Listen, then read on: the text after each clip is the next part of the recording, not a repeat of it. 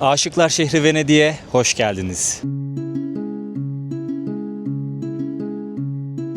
Venedik bir yandan bizi görüntüsüyle, dokusuyla, nevi şahsına münhasır kültürüyle büyülüyor. Bütün ulaşım botlarla ve bu tarz kayıklarla sağlanıyor. Orta Çağ döneminde idamlar bu iki sütun arasında gerçekleştiriliyormuş. O pencereden hapishaneye gitmeden önce son kez Venedik'i görüyorlarmış. Venedik'e baktığımızda 118 tane ada olduğunu görüyoruz. İnsanlar bu karnavala maske takarak katılıyorlar. Hatta şehirde maskeyle dolaşan all of the corner in the city. Türkiye'nin lider su arıtma markası Aura Sebilon Unique sunar. Evet dostlar, kendimi Venedik sokaklarına attım ve şehri hep birlikte keşfetmeye başlayalım istiyorum. Bayağı bir kalabalık var. Bu kalabalığın arasında hayatta kalarak sizlere burası hakkında bilgiler vermek istiyorum ve tabii ki burayı tanıtmak istiyorum. Çok ilginç bir yere geldik. Gerçekten hayal ürünü gibi bir yer. Yani böyle haritayı açıp baktığımızda çok farklı bir yapısı olduğunu görüyoruz Venedik'in. İtalya haritasını bir açıyoruz şimdi. Venedik ülkenin kuzeydoğusunda kalıyor. Burası Veneto bölgesinin başkenti arkadaşlar. Anakara var, ada var ve adacıklar var. Şu an bulunduğumuz bu tarihi Venedik sokakları ada ve adacıkların olduğu kısım. Buranın nüfusu aşağı yukarı 50 binmiş sanırım ama Anakara'yı da ekleyince toplamda şehrin nüfusu 250 bin civarındaymış. Şehrin bu kadar popüler olmasının sebebi bir su şehri olması. Venedik'e baktığımızda 118 tane ada olduğunu görüyoruz. 150'den fazla şimdi göstereceğim su kanallarının olduğunu görüyoruz. Ve bu kanalları birbirine bağlayan 400 civarı da köprü varmış. Bu yüzden Venedik dünyanın en çok merak edilen, en farklı, nevi şahsına münhasır şehirlerinden bir tanesi. Gondolları görüyoruz, botları göreceğiz. Ulaşımı bunlar sağlıyor arkadaşlar. Hiçbir şekilde motorlu taşıt burada yok. Yani dünya üzerindeki nadir yerlerden bir tanesi motorlu taşıt olmayan. Venedik bir yandan bizi görüntüsüyle, dokusuyla, nevi şahsına münhasır kültürüyle büyülüyor. Diğer yandan tarihine baktığımız zaman ne kadar köklü bir tarihi olduğunu da görüyoruz. Buranın hikayesi milattan sonra 5. yüzyılda başlıyor. Barbar istilasından kaçan bir grup insan buraya sığınıyor dostlar. Bu lagünlerin olduğu kısma sığınıyor ve Venedik'in hikayesi başlamış oluyor. Bu hikaye Deniz İmparatorluğu'na kadar gidiyor. Uzun yıllar ayakta kalıyor bu Deniz İmparatorluğu. Hatta Osmanlı İmparatorluğu ile Venedik arasında anlaşmalar, ticaret, mücadele, savaş, hep bunları tarih derslerinden hatırlıyoruz. 1100 yıl boyunca ayakta kalmış bu imparatorluk arkadaşlar, bu tarih. Ve şimdi bizler de gelip gezme şansına sahip olabiliyoruz. Çok önemli bir noktaya doğru gidiyorum. Şimdi bir köprü var. Gezimize aslında oradan başlayacağız tam olarak.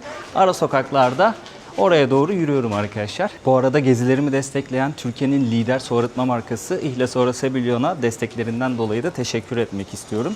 Eğer evinizde su arıtma cihazına ihtiyaç duyuyorsanız videonun açıklama kısmına bir link bıraktım. Oradan bakabilirsiniz dostlar. Buraya gelip yapılacak en güzel şeylerden bir tanesi kafanıza göre haritaya bakmadan gezmek olabilir. Yani ara sokaklar, köprülerden geçiyorsunuz, böyle meydanlara çıkıyorsunuz. Birçok noktada kafe, restoran, alışveriş yapabileceğiniz mağazalar, hediyelik eşya dükkanları, bunları zaten görüyorsunuz. Ama keyfi gezmek, böyle bir plana bağlı kalmadan gezmek gerçekten çok keyifli ve bazen de böyle kalabalığı takip edebiliyorsun. Kalabalığın seni götürdüğü yerler oluyor. Oralar genellikle böyle Venedik'in tarihi kısımları, gezilip görülecek hikayesi olan yerler oluyor dostlar. Venedik gibi bir yerde yaşamak ister miydiniz mesela? Bunu sormak istiyorum sizlere. Yorumlarda cevap atarsanız ve sebebini de söylerseniz bu arada, evet yaşamak isterim şundan kaynaklı, hayır yaşamak istemem bundan kaynaklı, cevap verirseniz çok sevinirim dostlar.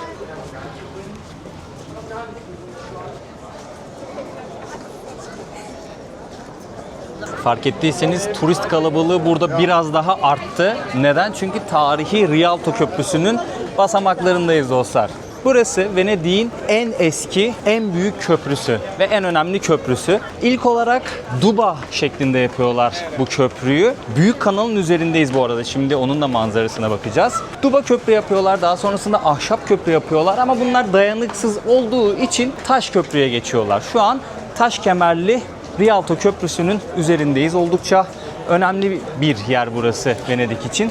Şöyle büyük kanal manzarasını da göstermek istiyorum. Kanalın en dar noktasına yapmışlar bu köprüyü. Yani gerçekten güzel bir dokusu var şehrin. Bunu net bir şekilde söyleyebilirim. Şöyle göstereceğim sizlere, bakın. Bunlar ulaşım araçları, turistler için böyle gondol aktiviteleri var. Fiyatlarını da söyleyeceğim ben sizlere. Ama yerel halk da böyle botları, tekneleri kullanıyor.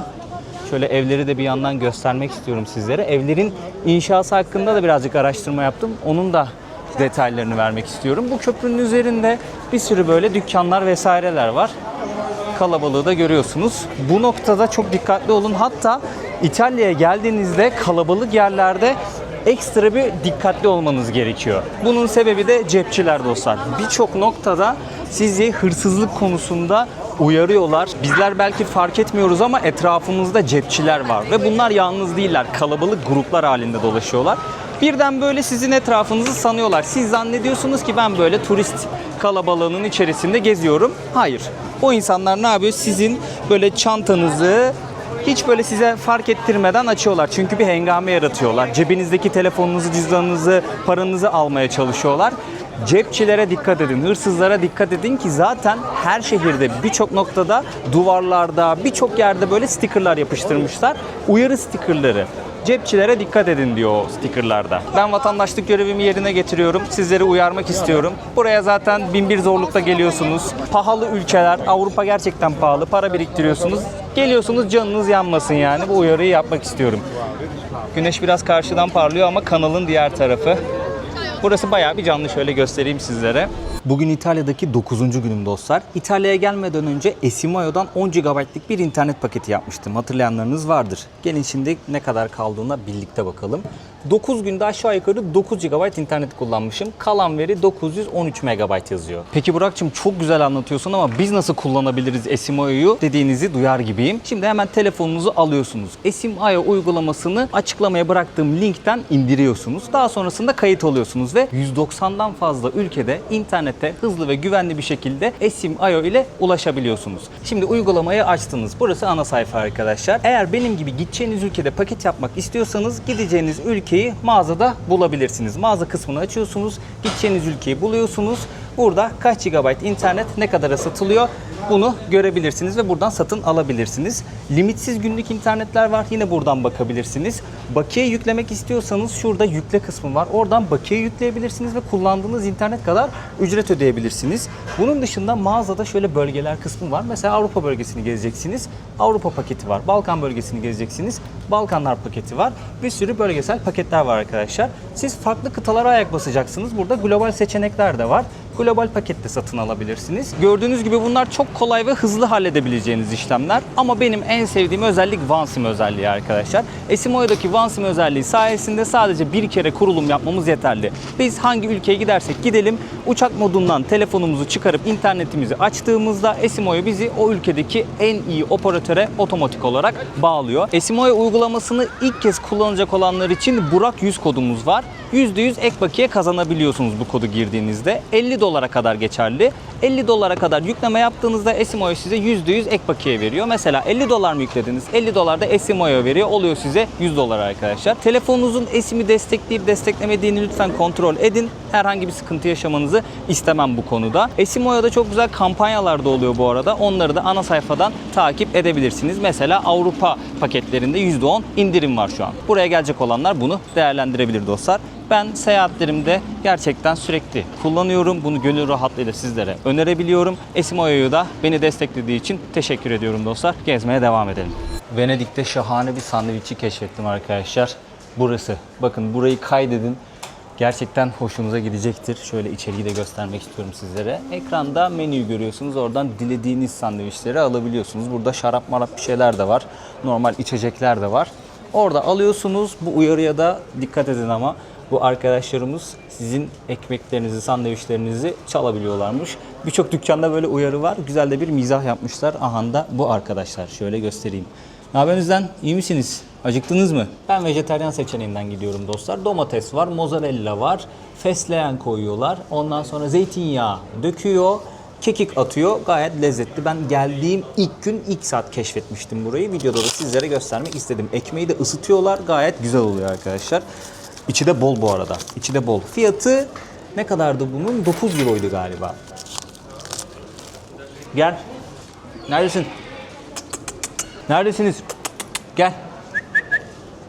Gel. Yeri nerede? Al. Şöyle sizlere içini biraz göstereyim. Buradaki zeytinyağlar ve domatesler inanılmaz lezzetli. Gerçi her şey lezzetli ya. Daha kötü bir şey yemedim. Oğlum o ne lan? O kadar yakından uçmayın lan. İtalya'da daha kötü bir şey yemedim. Bak samimi söylüyorum. Mutlaka vardır, yok değildir. Her yerde lezzetli, lezzetsiz yiyecekler vardır ama burada da kötü bir şeye denk gelmedim. Venedik'in olmazsa olmazı gondollar. Buraya geldiniz, gondol sefası yapmak istediniz. Sizlere ücretleri söylemek istiyorum. Bir gündüz tarifesi var, bir akşam tarifesi var. 30 dakikalık gündüz tarifesi sabah 9'dan akşam 7'ye kadar geçerli. 90 euro. Gece tarifesi de akşam 7'den sabah 4'e kadar geçerli. O da 110 euro. Burada 5 dilde açıklamasını yapmışlar. En fazla 5 kişi binebiliyor bir gondola. Şöyle göstermek istiyorum sizlere. Gondol dediğimde budur. Şöyle göstereyim.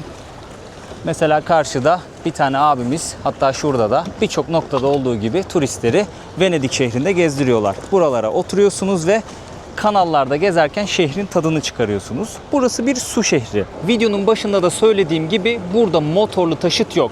Bütün ulaşım botlarla ve bu tarz kayıklarla sağlanıyor. Tabi bir noktada bu ne olacak? Turistik aktiviteye dönecek ve bundan insanlar doğal olarak turizm kenti olduğu için para kazanacaklar. Gondolcu abilerimizin kıyafetini birazcık incelediğimizde siyah bir pantolon giydiklerini görüyoruz ve çizgili bir tişört giyiyorlar. Yatay çizgili bir tişört. Kırmızı beyaz ya da lacivert beyaz oluyormuş bu tişörtler. Denizcilik geleneğiymiş. Ve tabii bu insanların daha rahat gondolcu olduğunu anlıyormuşsunuz bu şekilde. Böyle bir olay varmış. Belli başlı yerlerde şöyle göstereceğim çeşmeler var. Aynı Roma'daki gibi, Floransa'daki gibi. Floransa'daki çeşme suları sıcacıktı ve çok az çeşme vardı. Venedik'te de çok az çeşme var ama Roma'daki gibi serin akıyor arkadaşlar. Çeşmeden de burada mesela otelinizde ben otele sordum hani filtre suyunuz vesaire bir şeyiniz var mı diye. Çeşmeden su içebilirsiniz dedi. Onu tuvaletimizde, banyonuzdaki çeşmeden su içebilirsiniz gönül rahatlığıyla dedi. Burada durum böyle yani.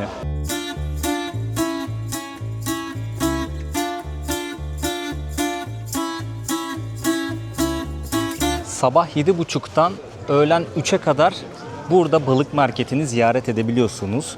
Rialto Market olarak geçiyor. Şu an öğlen 3'ü geçtiği için market boş. Tezgahlar toplanmış ama balıkların kokusu kalmış burada. Bakın burada grupları da görüyorsunuz. Onlar da kaçırmışlar benim gibi. Genelde şeyi fark ettim. Burada öğlen 3'e kadar ya. Belli başlı yerlere böyle market kuruyorlar ya. Öğlen 3'e kadar. Bak bak nasıl peşliyor. Kaçışa bak ya. Oğlum kanadım var uçsana lan. Niye koşuyor? Roma'da da Campo del Fiore'yi ziyaret etmiştik ya. Orası da öğlen 3'e kadar bir market. Öğlen 3'ten sonra aynı böyle tezgahları kaldırıyorlar. Hatta Venedik'te de bir yer vardı. Orası da öğlen 3'e kadar. Orayı da kaçırdım. Ben bütün marketleri kaçırmışım ha burada. Yani market konusunda burada birazcık şanssızlık yaşadık, kabul ediyorum. Şöyle sizlere en azından sattıkları şeyleri göstereyim. Binalara bu açıdan baktığınızda dikkatinizi çeken bir şey var mı dostlar? Sizlere onu sormak istiyorum. Mesela benim şuradaki bacalar dikkatimi çekti. Bir sürü baca gördüm böyle. Birazcık uzaktan bakınca dikkatimi çekti. İnternetim olduğu için hemen araştırdım. Burası geçmişte sıkışık yapısı nedeniyle çok böyle sıkıntılı yangınlar geçirmiş. O yüzden böyle bir sistem kurmuşlar arkadaşlar. Bu baca kıvılcımları böyle yakalıyormuş, bir tuzağa düşürüyormuş. Yangının yayılmasını önlüyormuş ve denizden gelen sert rüzgarların bacadan içeriye girip dumanı evin içine iktirmesini önlüyormuş. Böyle bir sistem kurmuşlar.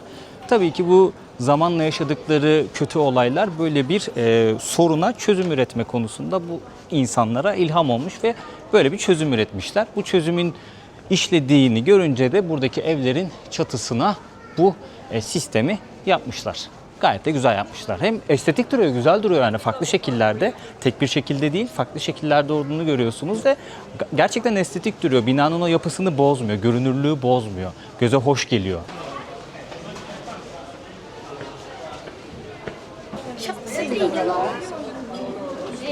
Şu an ziyaret edeceğimiz yer için Napolyon Bonaparte, burası Avrupa'nın en zarif misafir odası demiş. Kendisi böyle bir yorumda bulunmuş. San Marco Meydanı'ndayız dostlar. Şu an bulunduğumuz yer deniz seviyesinden daha alçak. Burası hem Bizans mimarisini hem gotik mimariyi hem de Rönesans mimarisini görebileceğimiz bir meydan. Etrafımızda bir sürü tarihi bina var. Şimdi daha detaylı bilgi vermek istiyorum sizlere ama öncelikle bu meydanı göstereyim. Bayağı bir kalabalık. Bayağı bir kalabalık. fotoğraf çekilmek için çantalarını yere koymuşlar. Tamam belki gözlerinin önünde ama çok ufak bir hengame yaratırlar. O çantaları oradan yürütürler. Bak sakın. Benim nasıl soyulduğumu hatırlıyorsunuz Şili'de. Çantamı böyle koyduğum an yürütmüşlerdi böyle saniyede. Saniyede dostlar. Yani bütün her şeyinizi çalarlar ve tadınız kaçar. Tatiliniz zaten 40 yılın başında belki böyle bir tatil yapıyorsunuz. Canınız yanmasın yani. Bu uyarıyı yapmak istiyorum. Hani bu bir şey değil böyle size silah çekip paranızı soyma olayı gibi bir durum yok yani. Galeyana getiriyorlar, bir oyun yapıyorlar ve eşyanızı alıyorlar, götürüyorlar. Tatlılar bak amcalar, el sallıyorlar. Yapmayın yani. Çok dikkatli olun. Uyarımı yapayım. Şu an karşımızda 2 tane sütun var dostlar. San Teodoro ve San Marco sütunları. Orta Çağ döneminde idamlar bu iki sütun arasında gerçekleştiriliyormuş. Ve idam edilen kişinin yüzü bizim baktığımız yöne yani meydana bakıyormuş. Bunun sebebi de karşıda bir bina görüyorsunuz. Onun üzerinde bir yuvarlak var. O yuvarlak bir saat. Ölen kişi, idam edilen kişi öldüğü saati görsün diye meydana yüzünü çeviriyorlarmış ve ölen kişi saate bakıyormuş arkadaşlar. Bugün insanların batıl bir inancı var. Bu iki sütunun uğursuzluk getirdiğini düşünüyorlar ve arasından geçmiyorlar. Ya tabii geçen de bir sürü insan var. Mesela ben 2-3 kere geçtim bu sütunun arasından. Ama illaki batıl inancı sahip birileri vardır ve bunu gerçekleştiriyordur. Yani geçmiyordur sütunların arasından. Sonbahar ve kış aylarında gelgit olduğu zaman bu meydan sular altında kalıyormuş. Buraya bir platform kuruyorlarmış. Bu şekilde yürüyebiliyorlarmış insanlar bu meydanda. Böyle bir yer. Yani bayağı bir kalabalık. Çok güzel yapılar var. Saraylar vesaireler. Böyle bir de hikayesi vardı bu sütunların. Onu da anlatmak istedim sizlere. İtalya'ya geldiğimden beri birazcık böyle koştur koştur geçti seyahatim. Venedik'te biraz daha sakin ilerlemek istedim arkadaşlar. O yüzden çok fazla koştur koştur gezmiyorum bugün. Burada görmek istediğim 2 tane ada vardı. Murano ve Burano adaları. Bir tanesi böyle çok güzel sanki film seti gibi rengarenk bir ada. Küçük bir ada. Diğeri de cam işçiliğinin bayağı böyle popüler olduğu, meşhur olduğu, gidip görülmesi gereken bir ada olarak yazıyordu internette. Ben sizlere önermiş olayım. Benim yerime sizler gezin. Ben bir sonraki Venedik seyahatim artık ne zaman olur bilmiyorum ama o zaman gelir gezerim ve video çekersem de o zaman sizlere gösteririm. Kusura bakmayın bunun için çünkü gerçekten bazen seyahatler yoruyor, takdir edersiniz yani. Bir yandan araştırma yapıyorum, bir yandan konaklayacağım yerleri ayarlıyorum ki burada güzel bir yerde konaklıyorum arkadaşlar. Siz şu an aşağıda ismini görüyorsunuz. Gecelik ne kadar ödediğimi de görüyorsunuz. Odayı da görüyorsunuz. Öneririm. Tatlı bir yer. Kahvaltı dahil kesinlikle öneririm. Çok güzel bir konumda. Ne yapıyorum başka? Video editliyorum, video çekiyorum. Her işi ben yüklendiğim için ve sıcakta gezdiğim için ki ben sıcağı hiç sevmem. Çocukluğumdan beri hep sıcak havalarda hastayımdır. Yazın doğdum. 4 Temmuz doğumluyum. Hep böyle hatırlıyorum hasta geçiriyordum. Bir halsiz geçiriyordum doğum günlerimi. Çocukluğumda hep öyleydi yani. Yazı o yüzden hiç sevmiyorum. Velhasıl kelam birazcık şey yapıyor arkadaşlar. Yoruyor ve bazen böyle videoları yetiştirmeye çalışıyorum. Ara ara böyle çok nadir aksatıyorum video. O konuda hakkımı yemeyeceğim. Haftada 2 video atmaya çalışıyorum. Hep ki uzun zaman böyle oldu. Ama ara ara böyle bir yavaşlamak istiyor insan. Eline kamerayı almamak, kendine vakit ayırmak istiyor. Sizlerden ricam anlayış göstermeniz, videoları beğenmeniz, yorum atmanız, kanala abone olmanız, zili açmanız, bildirimleri açmanız. Bunların hepsi ücretsiz. Emeklerimin karşılığı olarak bu şekilde destek olabilirsiniz bana arkadaşlar. Yani illa bir para gönderme, süper teşekkür, katıl butonuyla kanalıma ücretli abone olma gibi şeyleri yapmadan destekleyebilirsiniz beni. Normal abone ol tuşu var ya, ona basın, beğeniye basın, yorum atın. Bak bunlar ücretsiz. Bunu yapın yeter benim için. Velhasıl kelam Venedik'i birazcık sakin gezmek istedim. O yüzden diğer adalara hiç koştur koştur gitmedim. Ama 25 euro ücret ödeyerek burada turlar var. Onlarla ziyaret edebiliyorsunuz. Gidiş dönüş biletinizi ayarlıyorlar. Bir de sizi o cam fabrikasına sokuyorlarmış. Veya kendi başınıza gitmek istediğiniz sadece toplu taşıma bileti alıyorsunuz. O da bir tane şey var. Günlük pas var arkadaşlar. Venedik Pas diye geçiyor. Günlük 25 euro. Buradan alabiliyorsunuz. Şu botlar var ya, giden botlar. Buranın toplu taşıması. Öyle söyleyebilirim sizlere. Böyle numaralar falan var. İskeleler var. Bu iskelelerden kalkıyor. Çeşitli yerlere gidiyor dostlar. Adalara ve adacıklara gidiyor. O cam fabrikasını görmek istiyorsanız tur olan 25 euroluk bileti almanız daha mantıklı diye düşünüyorum. Sizlere yine bir rivayet anlatmaya geldim. karşımızda bir köprü görüyoruz. Ahlar Köprüsü olarak geçiyor. Şimdi eski dönemlerde burada suçlular yargılanıyordu bir mahkemede ve suçlu bulunduklarında, hapse gönderildiklerinde bir tane köprüden geçiyordu. O da şu karşıdaki köprü. Üzerinde 2 tane pencere görüyorsunuz. O pencereden hapishaneye gitmeden önce son kez Venedik'i görüyorlarmış. Venedik manzarasına son kez oradan bakıyorlarmış ve ah ediyorlarmış. O yüzden Ahlar Köprüsü olarak geçiyor. Bir rivayet daha var. Eğer siz sevdiğiniz kişiyle gün batımında gondolla bu köprünün altından geçerken öpüşürseniz sevginiz sonsuz olacakmış ve ölümsüz olacakmış. Bu da diğer rivayet arkadaşlar. İnsanlar genelde bu romantik rivayeti daha çok seviyorlar. Çünkü diğeri insanın içini ürpertiyor yani. Gerçekten korkunç bir hikaye diğeri. Şehre geldiğimde dikkatimi çeken bir şey oldu. Çok fazla yük teknesi var. Ve çalışan abilerimizi görüyoruz böyle kas gücüyle çalışıyorlar burada. Birazcık araştırdım bu konuyu. Burada insanlar taşınırken yük teknelerini kullanıyorlar, nakliye teknelerini kullanıyorlar. Şimdi özel sistemler, böyle makaralı sistemler var. Onlarla eşyaları, çünkü 3-4 katlı binalar görüyoruz. Bu şekilde makaralı sistemi kullanarak tekneye yükleyebiliyorlar eşyaları. Takdir edersiniz koltuk, buzdolabı bir şeyler, yani bunlar oldukça hacimli şeyler. Bunun dışında ne oluyor? Kas gücü kullanıyorlar. Kas gücü oldukça önemli. Kaslı abilerimizi yük taşırken o teknelerde, botlarda gördüm. Bunun yanı sıra böyle gondollar var. Bunlar turistler için. Tamamen turistik bir aktivite. Yani o olay dikkatimi çekti. O taşınma mevzusu, çünkü biliyorsunuz yani biz normal şehirlerde yaşıyoruz. Motorlu araçların rahatlıkla kol gezdiği, hatta başımızı şişirdiği büyük şehirlerde yaşıyoruz ve o rahat sistemde bile yeri geliyor taşınırken çok zorlanıyoruz. Eşyalarımızı bir yerden bir yere nakliye edemiyoruz yani. O taşınma süreci taşınan bilir. Gerçekten sıkıntılı bir süreçtir. Burası yani aklım almadan önce birazcık araştırdım. Zor oluyormuş ama bir şekilde oluyor yani. Çünkü burada yaşayan insanlar var. Ve yani düşünsenize, burada doğdunuz, büyüdünüz. İnsan burayı bırakmak ister mi? İstemez yani. Akşam 7 oldu mu dikkat ettiyseniz her yer kapanıyor. Birçok dükkan kapanıyor. Belli başlı böyle restoranlar, hediyelik eşya dükkanları açık kalıyor. Hatta 7'den önce de kapanıyor olabilir. Bizim tatil yerlerimizi düşünüyorum. Bu dükkanlar var ya, geceye kadar açık olur. Ve bu insanları 3 kuruş paraya çalıştırırlar. Maalesef böyle bir durum var ne yazık ki.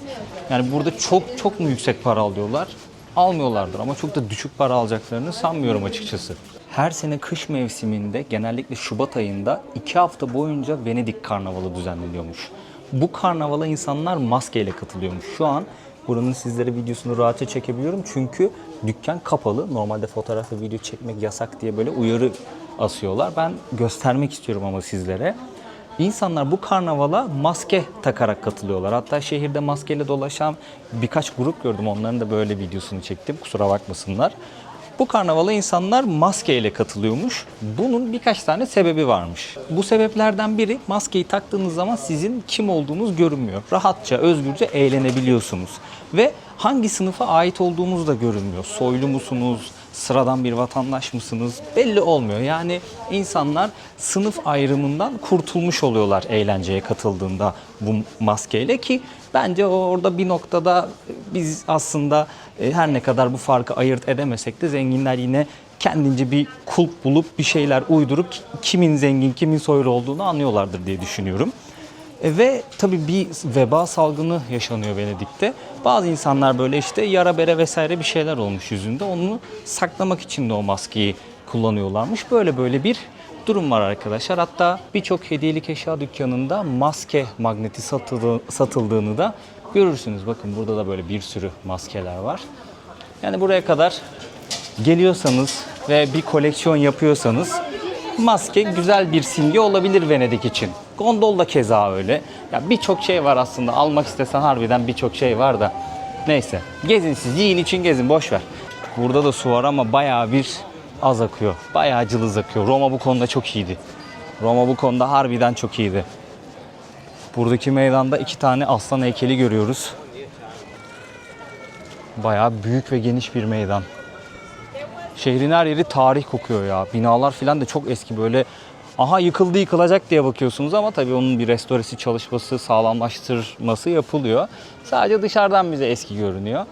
Ki bazı binaları böyle dışarıdan boyarlarken falan da böyle belli başlı çalışma yaparlarken de gördüm.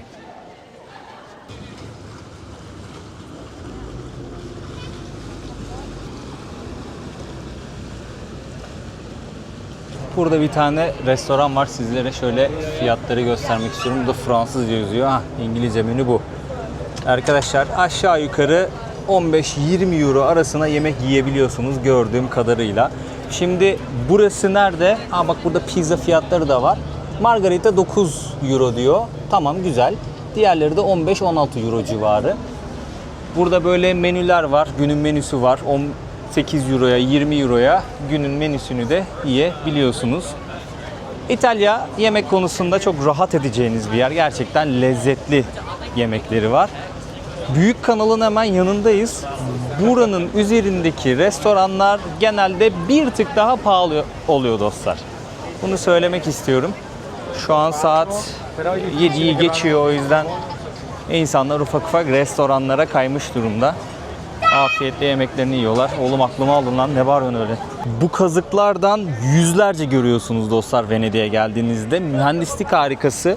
Burası bir bataklık, bu lagün bir bataklıkmış. Bu kazıkları çakmışlar şehri kurarken. Bayağı bir dibe doğru gidiyor arkadaşlar ve zamanla bu çamurun içerisinde, bu sağlam kalıyor tabii ki. Çamurun içerisinde o çamurla bataklıkta birleşiyor ve fosilleşiyormuş. Daha da güçlü bir hale geliyormuş. Bunun üzerine kurdukları şehir o yüzden bugün sağlam vaziyette dostlar.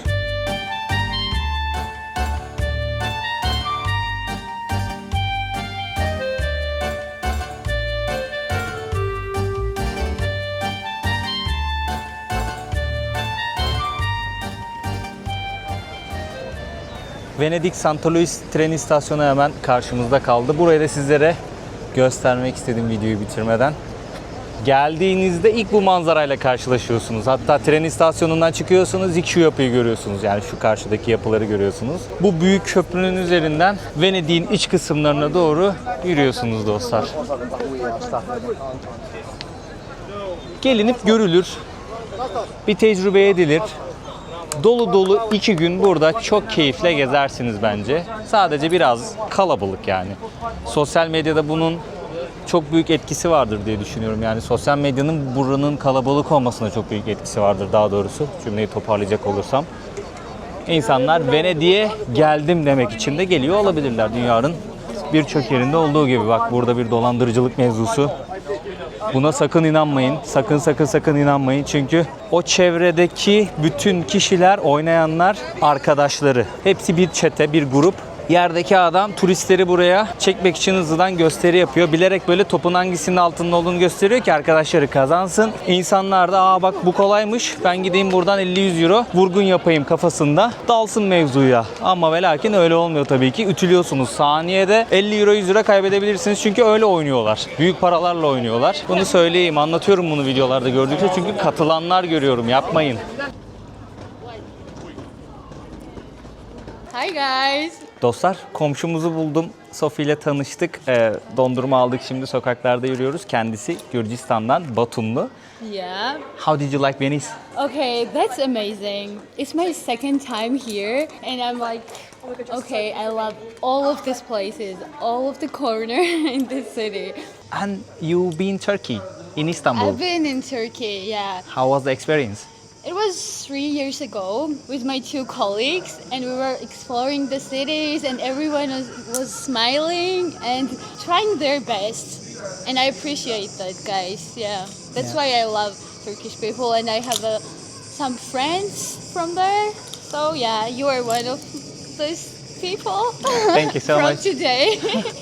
Vallahi komşuyu da bulduk. Sohbet ederiz şimdi. Dondurma yiyoruz. Daha sonrasında ben otele doğru döneceğim dostlar. Ama yemek de yiyebilirim. Cheers. Şerefe. How to say cheers in Georgia? Kaumarcos. Tamercos. Kaumarcos. Gamercos. Yes. Şerefe Gamercos. Kaumarcos. Hayda! Konser yakaladık. Hayda! Helal olsun. Venedik'te konser yakalamadık da demeyiz ya. Vallahi günü güzel bitirdik. Videoyu da güzel bitiriyoruz.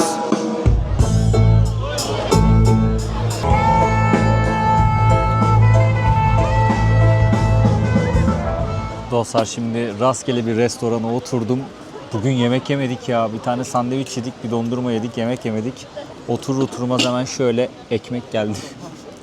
Şu umudu alayım da göstereyim. Şöyle ekmek geldi, hatta sepeti göstereyim. Kraker mraker bir şeyler getirdiler. Bunlar hep ücretli ama 2 euro ücret alıyorlar. Bir de zeytinyağı ve balzamik sos koyuyor, tabak koyuyor önünüze. Ben biraz zeytinyağı döktüm, gariban gibi baksana, azıcık zeytinyağı döktüm ziyan olmasın diye. Millet dolduruyor ama bitirmiyor, bırakıyor gidiyor, yazık günah ya. Balzamik sos var, bir de parmesan peyniri var, şöyle getiriyorlar yemeklerinize atmanız için. Zeytinyağıyla çok iyi oluyormuş parmesan sosu. Yani yemek gelene kadar bunu böyle sıyırıyorsun, alıyorsun. Güzel oluyor. Başlangıç. Bizde nasıl salata var. Masaya bir şeyler geliyor böyle önden. Burada da böyle. Konser çok iyiydi ya. Konser var ya. Müthişti yani. Bir yarım saat kadar kaldım, sallandım, zıpladım filan. Biraz enerjimi orada harcamış olabilirim ama çok çok çok çok keyifliydi yani. Harbiden grubu tanımıyorum ama böyle reggae müzikle bir şeyi karıştırıp şahane bir şey ortaya çıkarmışlar. Bayağı da bir kalabalıktı bu arada. Bir sürü böyle tezgah mezgah bir şeyler kurmuşlar. İçki veriyorlar orada. İnsanlar içiyor, eğleniyor. Keyifli ortam, güzel ortamdı yani. Bazen böyle eğlence gerekiyor arkadaşlar. Gittiğim şehirlerde böyle gezerken böyle bir şey denk geliyorsam mutlaka bir yarım saat, bir saat falan kalmaya çalışırım yorgunluk durumuma göre. Yalnız da olsam keyfini çıkarmaya, eğlenmeye çalışıyorum ki bazı insanlar diyor yani yalnızken böyle şeylerden keyif çok alınmıyor. Bence alınır yani, bir şekilde müziğin tadını çıkaracaksın arkadaş. Yapmak zorundasın çünkü ben kimi bekleyebilirim ben de gelsin de o konseri izlesin diye. Öyle bir seçeneğim mi var şu an? Yok. Makarnam geldi dostlar. Şöyle sizlere göstermek istiyorum. Birazcık porsiyonu ufak gibi. Porsiyon konusunda sıkıntıları var. Şöyle bir tadına bakalım. Pesto soslu, çeşitli baharatlarla bezenmiş, süslenmiş makarna. Şu ana kadar yediğim en yumuşak makarna ve en pahalı makarna. 14 euro bu. İyi değil, kötü de değil, ortalama bir şey çıktı. Ama çok makarna gibi de değil, hamur gibi sanki şu yani. Neyse, afiyet olsun dostlar bana. Videomuzun da sonuna geldik. Bir sonraki video yepyeni bir ülkeden olacak. İlk defa gideceğim bir ülke olacak. Avrupa'dayız, Avrupa'da kalmaya devam ediyorum. Umarım İtalya keyifli geçmiştir. Tekrardan geleceğim. Hiç telaş yok. Farklı yerlerini gezeceğiz, dolaşacağız. Tekrardan İtalya'yı farklı yönleriyle keşfedeceğiz. Videoyu beğenmeyi, kanalıma abone olmayı, bildirimleri, zili açmayı unutmayın ve yorum atmayı unutmayın dostlar. Bunlar ücretsiz, bedava olan şeyler. Ama bana desteği çok fazla olan şeyler. Desteklerinizi bekliyorum. Kendinize çok iyi bakın. Ciao ciao diyorum. Arrivederci. Türkiye'nin lider su arıtma markası Aura Sebilon Unique sundu.